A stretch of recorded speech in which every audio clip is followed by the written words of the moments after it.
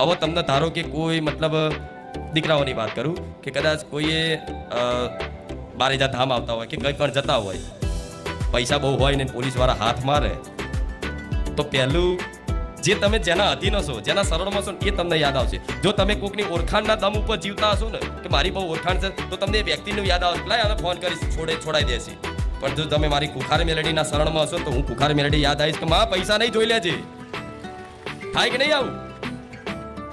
છોડી દીધા હતા એવું ના કહેતા. લાયસન્સ ના આવ તો પકડાય તે બે દંડાય મારે. હા શું આ તો દાખલો આલું છું. તમે લાયસન્સ ના રાખો, કાગળિયા ના રાખો તો પોલીસ વાળા હાથ મારી લે ને પૈસા. શું થયું?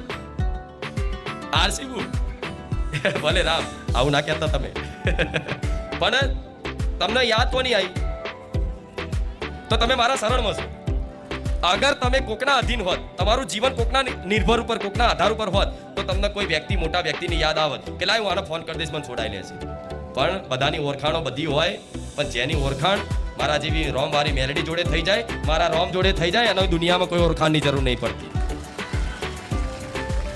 આ અધીનતા, આ શરણાગતિ કહેવાય.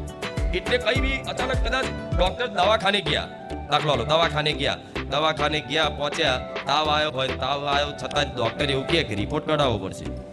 એવી વાત કરતા તમને હું કુખાર મેલડી યાદ આવી જાઉં.